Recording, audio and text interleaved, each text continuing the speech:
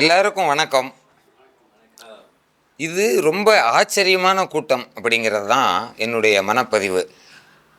போன நூற்றாண்டிலிருந்து வாழ்ந்துக்கிட்டு இருக்கேன். என்னை விட வயசானாலும் எனக்கு தெரிஞ்ச ஒரு ஆள் தான் இருக்காப்புல, இயக்குனர் ஹரி. ஆனால் அவரை விட நான் எதில் முந்திடுறேன்னாக்க, அவரை விட பல மடங்கு கூட்டங்கள் அட்டன் பண்ணியிருக்கேன். இந்த மாதிரி மேடை கூட்டங்கள்.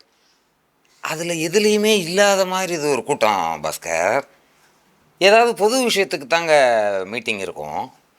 இது முழுக்க முழுக்க பொது அல்ல அப்படின்னா பெர்சனல் கூட இல்லை, ப்ரைவேட்டு.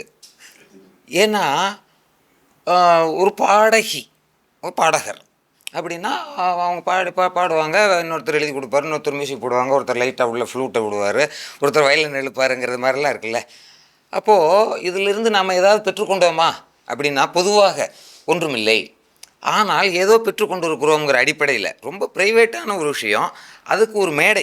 இது எல்லாமே தனித்தனியாக பேசிக்கலாம், அரட்டையில் இருக்குது. இந்த பாஸ்கர் சக்தியும் தீபாவும் பேசி மனதை ஆற்றி கொண்டார்கள் இல்லை, வேறு 2 பேர் பேசுவாங்க. என்னையா நான் என்கிட்டையும் கூட அவர் அதுக்கு தான் கூப்பிட்டுருப்பாருன்னு நினைக்கிறேன். நான் 2-3 தடவை ஃபோன் எடுக்கலை. நான் தனியாக ஆற்றிக்கிறேன், நீங்கள் தனியாக ஆற்றிக்கிங்கிறது மாதிரி. என்னடா அது அப்படிங்கும்போது அதற்கான வேல்யூ இருக்குது.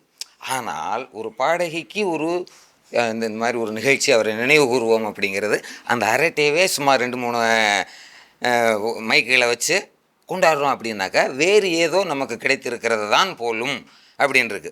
பூமணின்னா இருக்குல்ல, அவர் என்ன தோத்தர் 2 திங்க் பண்ணார், நம்மளை 2 திங்க் பண்ண வச்சார் அப்படின்னு இருக்கும்.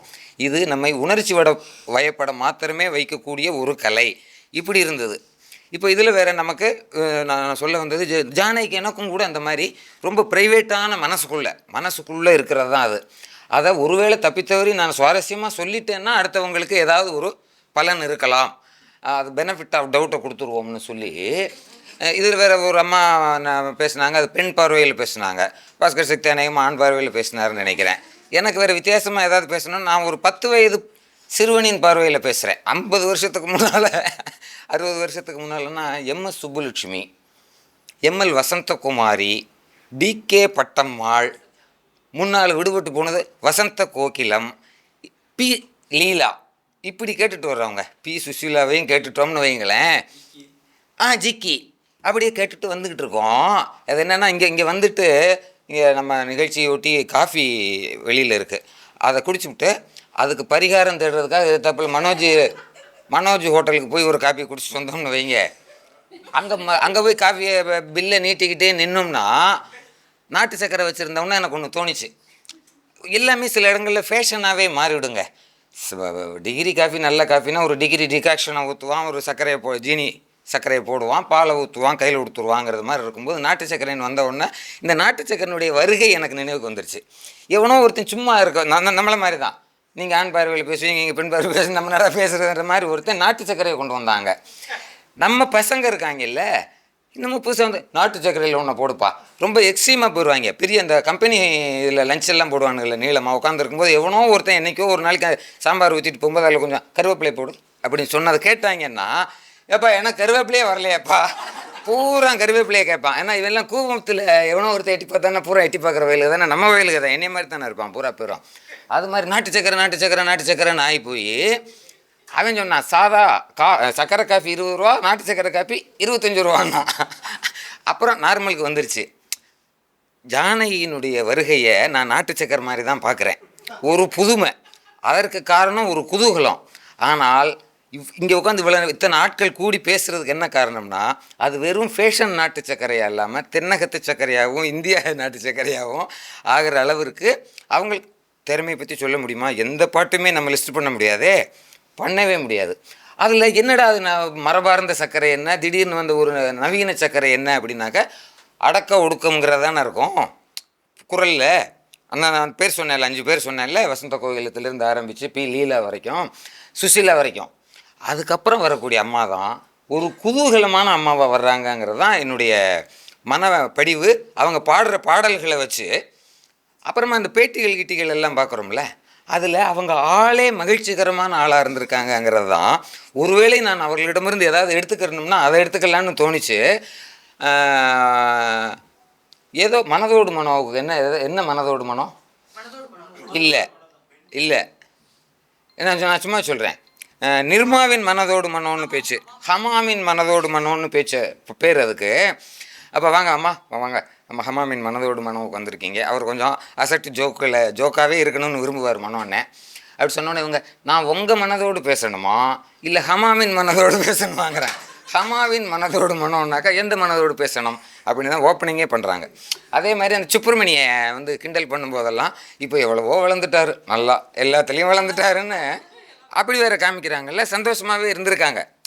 அதில் வேறு நமக்கு வந்து இந்த சந்தோஷமாக இருப்பவர்களின் உளவியலுங்கிறது வேறு இருக்குது, அதுக்கு தகுந்த நம்ம செய்திகள் வேறு இருக்குது. இப்போ நீங்கள் பேசிக்கிட்டு இருந்ததில் அது ஒரு 48,000 பாட்டு பாடின ஆளுக்கு இது வேதனை இல்லை. அதனால் நான் சொல்லிடுறேன்.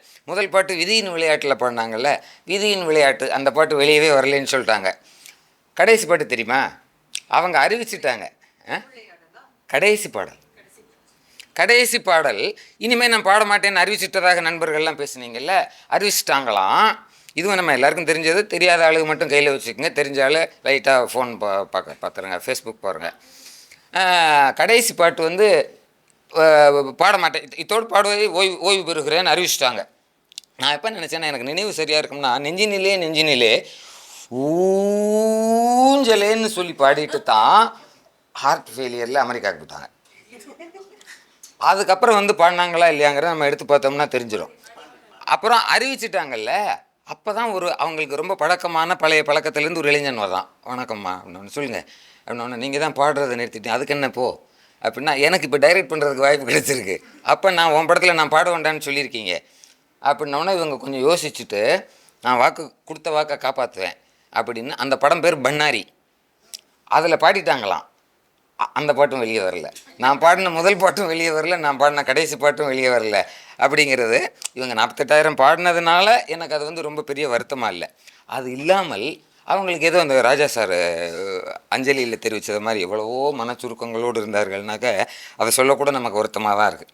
அடுத்தடுத்து துக்ககரமான காரியங்களை பார்ப்பதுன்னு சொல்லி. ஆனால் அவங்க மகிழ்ச்சியாகவே இருக்கக்கூடிய ஆள்.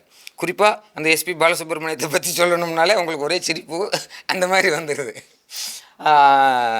அப்படியான ஒரு மன மகிழ்ச்சியை இந்த பாட்டிலையும் கொண்டு வந்து கொடுத்தாரு. நான் சொன்னேன் இல்லை, வெறும் புதுமைக்காக இவங்களை வரல, அந்த முன்னால் சொன்ன அந்த லிஸ்ட்டில் சொன்ன ஆளுகள் பாடின மாதிரியான பாடல்கள் அனைத்தையுமே பாடியிருக்காங்க. சும்மா சொல்லணும்னா உதிரிப்பூக்கள் படத்தில் நான் பாட வருவாய் தமிழே இனிமை தருவாயாக இருக்கட்டும், தந்து விட்டேன் என்னைன்ற படத்தில் மனசுலோனி மர்மமுன்னு தெலுசுக்கோ அப்படிங்கிற ஒரு பாட்டாக இருக்கட்டும், எல்லாருக்கும் வெளிப்படையாக தெரிந்து பரவலாக புகழ்பெற்ற சாமஜ வரகமனா பாட்டாக இருக்கட்டும், எந்த பாட்டு அதில் நமக்கு அது கர்நாடக இசைன்னு தெரியாட்டியுமே கூட அது கர்நாடக இசையாக இருக்கும். பியூராகவே எல்லாமே அந்த ஸ்வரங்களோடையே இருக்கக்கூடிய எல்லா எல்லா பாடகிகளையும் போல இவரும் மிக திறமையானவர். கூடுதல் திறமையும் இருந்ததுனால தான் அவர் இவ்வளவு லாங் ஜேர்னியும் பண்ணி இவ்வளவு பெரிய பயணம் ஏற்படுத்தி அப்படி அனைவர் மனதிலும் ஆசனமிட்டு அமர்ந்திருக்கிறார். அதில் இவ்வளவு ஒரு வித்தியாசமான கூட்டத்திற்கும் அவர் இதை போட்டிருக்காரு. என்னென்னா, இசை அறிந்தவர்கள் அப்படின்னா 1-2 பேர் இருந்தால் அப்படி இருக்கக்கூடாது. இசை சம்பந்தமான ஒரு அமைப்பு இது ஏற்பாடு பண்ணி இசை அறிஞர்கள் இசைப்புலவர்கள்லாம் வந்து பேசுகிறதுங்கிறது வேறு. நமக்கே தெரியும், நான் நல்லா பாடுவேன் சார் லைட்டாக அப்படிங்கிறது மாதிரியான ஆள். இப்போ இவங்க பாடுன்றாங்கல்ல, நல்லா பாடி 2 பேர் அஞ்சலி செலுத்தினாங்க. நானும் இசை மூலமாகவே அஞ்சலி செலுத்துறதுன்னா பாடாமல் இருக்கிறது தான் உண்மையான அஞ்சலிங்கிறதுனால அதை நம்ம ஒன்றும் பாட வேண்டியதில்லை. எப்படியோ நம்முடைய வாழ்வில் இடம்பெற்று விட்டார். அந்த ப்ரைவேட் மனசிலிருந்து பொதுத்தன்மைக்கு இந்த நிகழ்ச்சியில் வந்திருக்கிறாருங்கிறது தான் எனக்கு அந்த நிகழ்ச்சி பார்க்கும்போது ஒரு ஆச்சரியமாக இருக்குது.